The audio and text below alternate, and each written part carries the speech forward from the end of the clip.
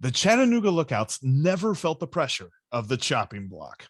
Larry Ward talks about that time and also about how Joe DiMaggio convinced Larry's dad that there was something to this baseball thing. That's all coming up on our conclusion of a conversation with Larry Ward on today's Locked On Reds. You are Locked On Reds, your daily Cincinnati Reds podcast, part of the Locked On Podcast Network, your team every day. Thanks for making Locked On Reds your hashtag first listen of the day. We are free and available on all platforms where you get your podcasts, including YouTube. Even if you're an audio-only listener, head over to YouTube and click that subscribe button, because once this lockout is over, we're going to have exclusive content on YouTube you're not going to want to miss. So go ahead and click that subscribe button so that everything pops up nice and easy in your feed. I'm Stephen Offenbaker alongside Jeff Carr, and we've turned a passion that we have for baseball, a passion for the Cincinnati Reds.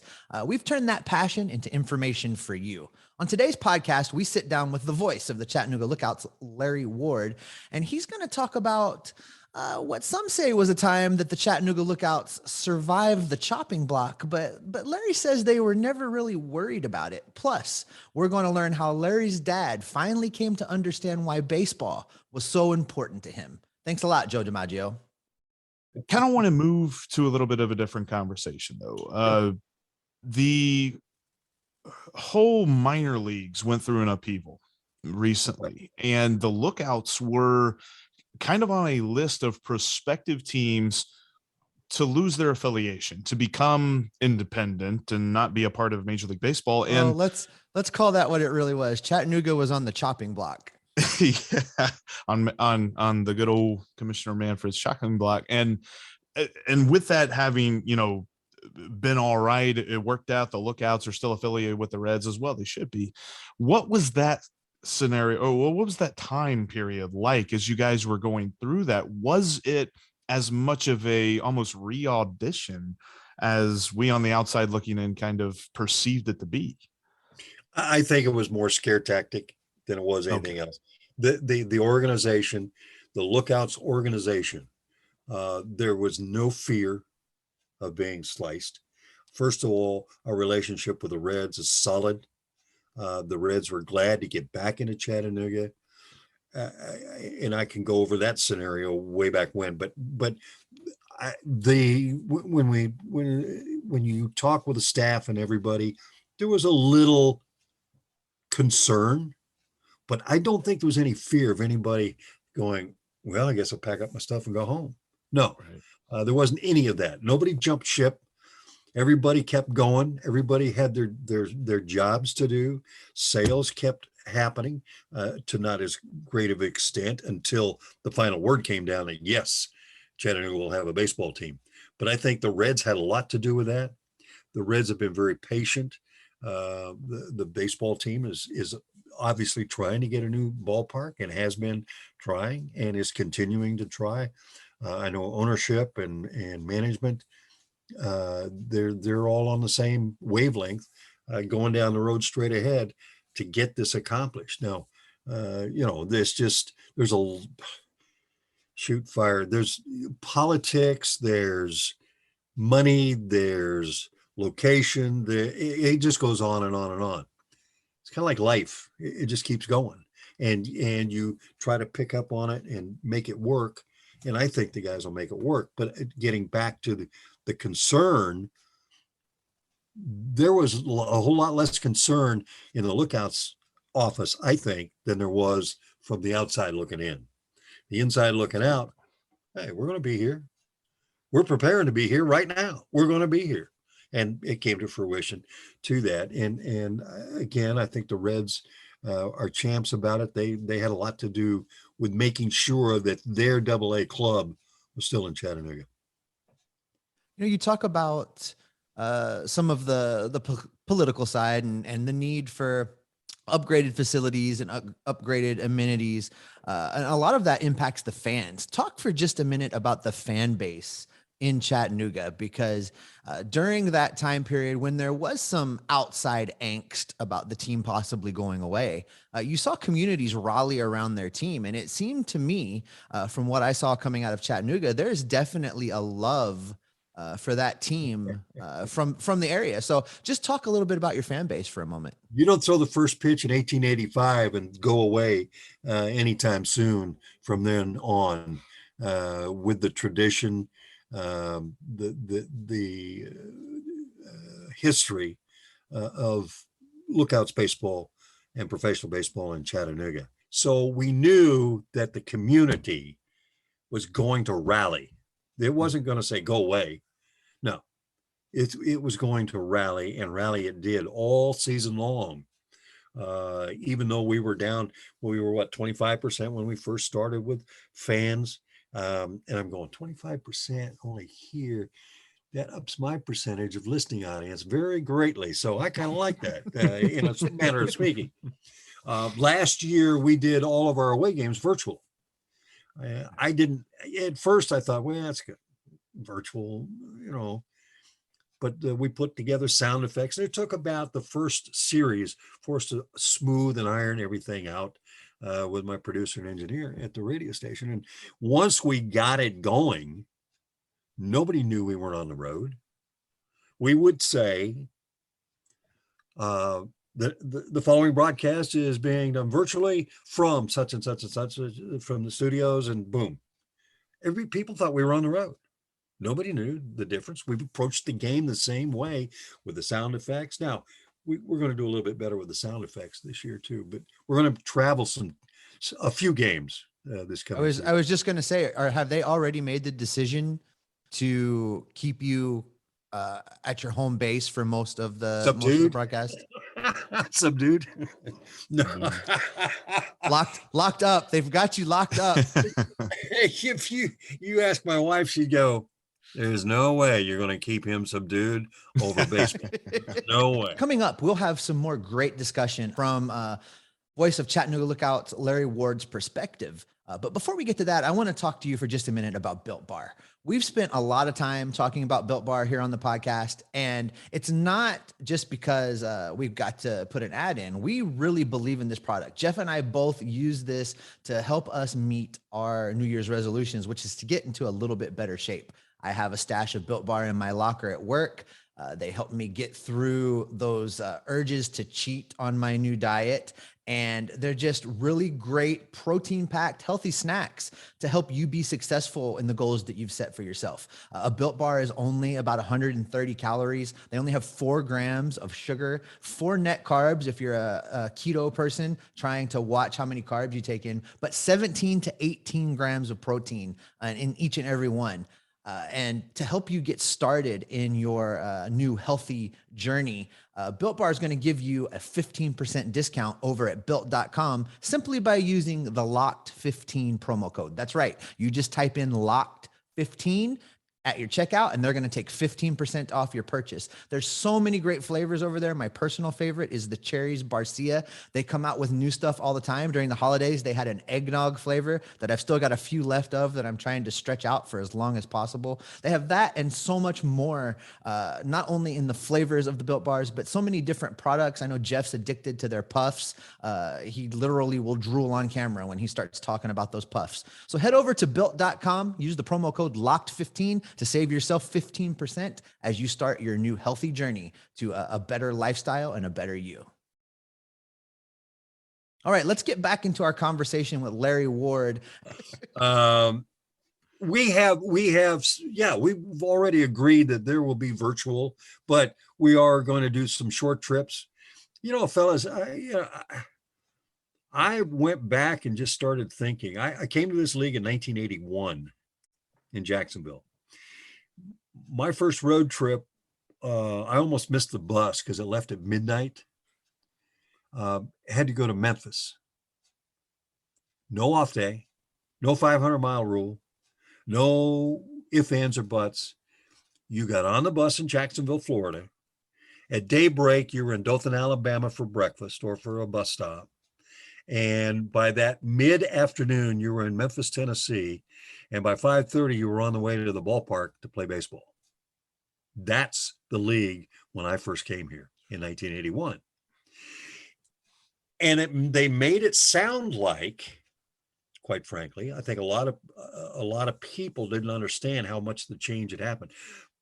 but I think even Major League Baseball made it sound like we still did those kind of trips, and with no off day, that we still stayed in little bungalow hotels for $28, that we did not have good food and only had hot dogs in the clubhouse. And I can go on and on and on. And that wasn't true. None of that was true. The Southern League many years ago put an edict out and said, no more outside room doors at the hotel you're in. They all have to be inside in a hotel. No more motels. And we did that a long time ago. The clubhouse people in this league are major league type people. They put on great spreads. They have pastas and steaks and chicken and on and on and on and on and on, barbecue, whatever, for the players. It's not garbage food. Players are all fed very, very well around the league. Buses, now they ride in 2 buses. Part of that's a COVID protocol, but the Major League Baseball is going, well, you got to ride on those crappy old buses and blah, blah, blah. No, they were all brand new, pretty much brand new buses, air conditioned, comfy seats. You could stretch out, not as comfortable as you could if you stretch out at home on your couch. But the whole point being, I think there was a lot of stuff painted that wasn't true about minor league baseball, not just the Lookouts, but minor league baseball in general. The AAA guys all fly. Now that's the challenge now. Excuse me, as you all well know, there's no guarantee your flight's going to get there on time anymore. So unless you charter a plane, you could be SOL. So, but with the bus league that we have now and the format the way it is, it's fantastic. Why didn't we think of that 20 years ago? Because it would have been easier. But when I first came to this league, we played 144 games, 2 scheduled doubleheaders, 1 in the first half, 1 in the second half. And you had a day off. It was rare that you had days off, and you had to be tougher than nails to survive it. Not only as a broadcaster, but as the bus driver, as an owner, and certainly as a player. But they survived it. Some of those guys are in the Hall of Fame, and they tell the stories of when they got into Memphis at 3:30 in the afternoon and had to play at 5:30 that night or 7 o'clock that night. They did not have a problem with it. And so, you know what, you just gotta have to understand that when the team had the rally of the fans and had all of that going, they just did not go away. They believed in it. They wanted it, and they stayed true. And that is where the baseball fans in Chattanooga, in Birmingham, in Pensacola, Biloxi, Mississippi, they're all united in one thing. They love their local teams, and they're going to support them, and they're going to bring them back again for another year. Only we're going to be a little bit stronger and better off. And I think, I don't think that we were really on the chopping block. They made it sound like it, but I don't know that there was a lot of fear with our organization. It's good to know. And it's good to know that everything worked out just succinctly in that matter. And kind of thinking about all the different stories that you have with the Lookouts and all the different games that you've gotten to call, the many seasons that you've seen. What does baseball mean to you? I knew you were going to do this to me. You know, it means a job, obviously. It means, I didn't know when I first started it in Tucson in 1979, or part-time in Portland in 1978, I didn't know it was going to lead to a career. You kind of hope that maybe you get to the next step and maybe the next step, but and I've had an opportunity to do major league games, exhibition games, etc. but the game doesn't change from here down to here. The game is the game. It's 90 feet to first base, second, third, home. It's throwing strikes, getting base hits. It's watching when you're broadcasting, watching and the fans cheer for not just the team, but maybe a guy who grew up in the area is now playing professional baseball. It means America. We know how the game works here. Very few Europeans or now the Asian, in the Asian countries, they know because they have great leagues over there. But the Europeans don't understand, or I don't think the rest of the world outside of America really understands the love affair that a baseball fan has with the game of baseball. And it's not just see the ball, throw the ball, hit the ball, catch the ball. It's the strategy, or it's the fun. It's a springtime, summertime evening out with your kids. I have friends either in the media business or in other businesses who will sometimes bring their youngsters to the ballpark. And we started a thing several years ago. We didn't do it this last couple of years because of the COVID. But I always tell them, hey, when you're going to bring the youngsters to the ballpark, come on up and let's, we'll sign a couple of cards and we'll treat them to see how the other half lives. And they do. And the youngsters are just like, their eyes get this big around. I put a couple of them over the years in the chair next to me. Now, I haven't put them on the air. An older adult maybe, but I haven't put them on the air. But it means that you get a chance to escape for 2.5, 3 hours. Excuse me. And you get a chance to share laughter. You get a chance to realize that what you had going at work earlier today isn't near as important as it is to be at the ballpark and to let yourself relax and enjoy life. Because if you can't do that, what's the point? Why are we here? To kill each other? That's been going on for centuries and it's never going to stop. But we're here to enjoy life a little bit. And baseball lets you do that. And I keep seeing, well, we got to shorten the game. We got to shorten the game. We got to shorten the game. Throw strikes, get outs. Okay? That's how you shorten the game. Throw strikes, get outs. I say it every year. I say it over and over. You can't keep walking a guy and expect the game to get any shorter. Right. You may throw that guy 12 pitches before he walks or gets a base hit. Throw strikes, get outs. Quit messing around on the mound. Quit messing around at the plate. For a while there, when you stepped in, you stayed in. You had to have a foot inside that batter's box. The umpires are letting them get away with murder again. I think you go to the umpire, the chief, the head guy there, and say, "Look, dude, you're messing up. You're lengthening the game by 10 minutes." That said, why do I want a clock to tell me how much fun I'm having? That's a great point. I don't need a clock. Yeah, I agree. I agree. I need to watch the game. I want to watch the game. I want to absorb. And if you're in a hurry to get the game over, you shouldn't have come to begin with. I want to tell you about betonline.ag. You know about sports. I know about sports. It's time to make some cash off that knowledge of sports. And you can do that at betonline.ag. It's the only online sports book that I trust, and you should too. You can start your profile today and start your bankroll off on the positive side of things with the promo code Locked On. You'll get a 50% welcome bonus just for typing that in. And look at that. Your bankroll is on the up and up before you even place a bet. And then you can jump in on all the great action for the championship weekend.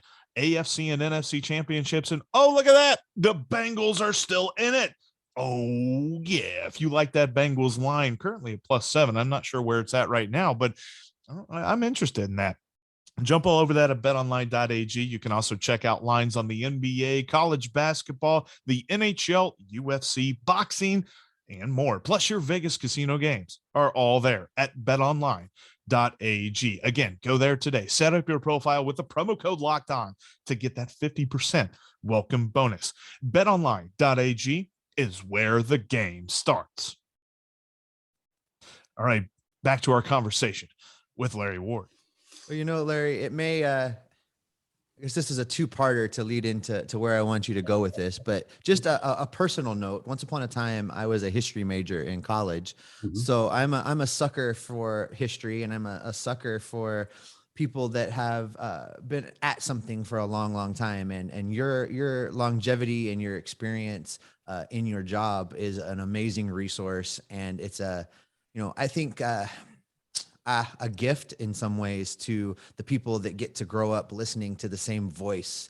I often tell people that Marty Brenneman is the narrator of my summers and my childhood. And I actually got the opportunity to talk to Marty about this one time, that when I think about being a kid playing wiffle ball in my grandfather's yard, I hear Marty in my head calling those games, so it's a tremendous thing for a person to be the voice of something for that long. So, I say that just to say, thank you for doing it and for being around so long. But you mentioned something, here we'll go on to part 2 of that. You mentioned something earlier that caught my ear, and I wanted to circle back to it because you name dropped DiMaggio. And anytime we get back into that era of the world and of life and of baseball and of Americana, I always take that opportunity to get the person to tell me their story and get that thing recorded and preserved. And, you never know when you're going to want to listen to it again. So with that, I would like for you to circle back to that story and have a little story time with us. All right. It was 1980, my second full year in AAA in Tucson. We were playing the Portland Beavers. And it happened to be a night when they had an old timers all-star game of former Portland Beavers and former major leaguers playing each other. That said, they also had former major leaguer and a former Beaver manager and a Hall of Famer managing the Major League All-Stars, and that manager was Joe DiMaggio.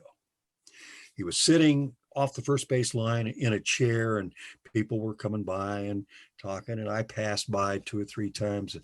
And my father was a Joe DiMaggio fan.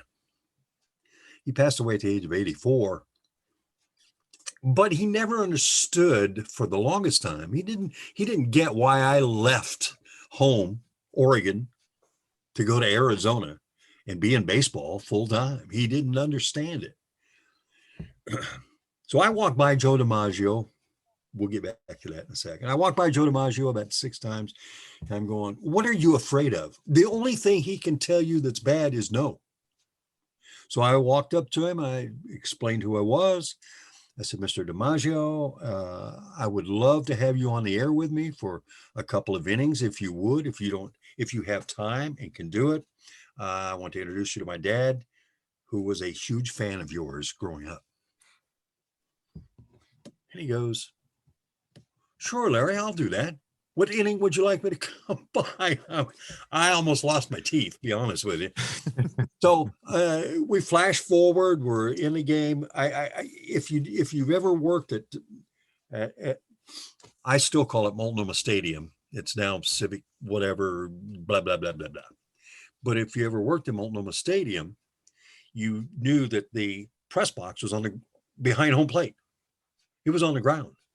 Now, you could barely see the center fielder's head because of the situation you were in, but it was underground, and you went back through underneath the stands and came through a door into the home and visiting broadcast booth.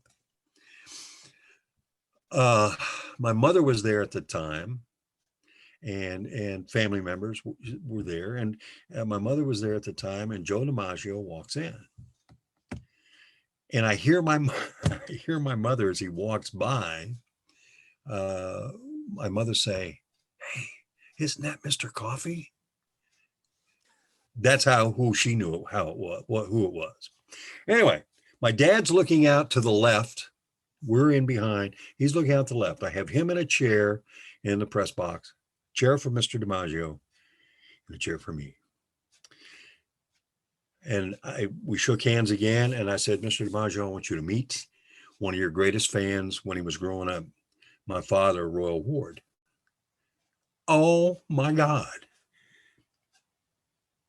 My dad's first name was Royal.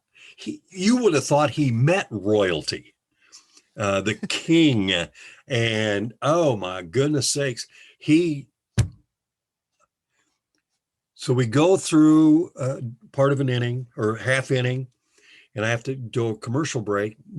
And Joe DiMaggio takes his headset microphone off. Does he look at me? Oh no, he turns to my father. And for the next 2 innings, every half inning, he's sharing stories with my dad and learning about him and background, et cetera, et cetera, et cetera.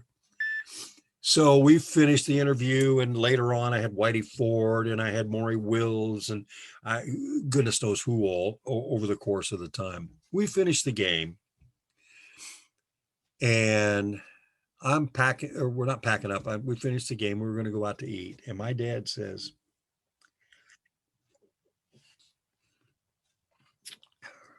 now I get it. I get why you want to do this. I get your inspiration. I said, Dad, thank you. So that's all I needed to do was blubber. Well, you alluded to that's the direction it might go, and I appreciate you telling it. I think I like those kind of stories because they serve as an important reminder, and especially when we're going through times right now, like we're seeing with the business side of baseball, kind of mucking things up whenever it can. I like those kind of stories as a reminder that the game itself has served as a great connector of generations. Yes. Throughout the history of its existence. And I think when people ask me, why are you such a huge baseball fan? Why do you love this Cincinnati Reds team so much when all they do is break your heart? Well, it's those stories and those experiences and those connections that the game gives us with not only our families and the close people around us, but it lets you go into some random restaurant and sit down when the game's on and have an instant conversation with a person. It lets you go to the ballpark, and you never know who's going to be in the chair next to you. And for 3 hours, it lets you, meet a new person and experience the world through a different perspective. And that's why I love the game. So thank you for sharing those stories, and thank you for not being afraid to tell them and cry a little bit and show the emotion that I think is there and drives the sport for all of us. That will wrap up this edition of Locked On Reds. Coming up on our next podcast, we will begin a series of window shopping segments that look at other teams and how certain players from those teams can help the Reds this coming year and in the future. Thanks for making Locked On Reds your first listen of the day. Now make your second listen Locked On Bets. Your boy Q and Lee Sterling help you make some cash at betonline.ag every single day. Locked On Bets, just like Locked On Reds, is free and available on all platforms. It might be the off season, Steve, and we might be locked out, but what are we? Jeff, we are Locked On Reds every single day.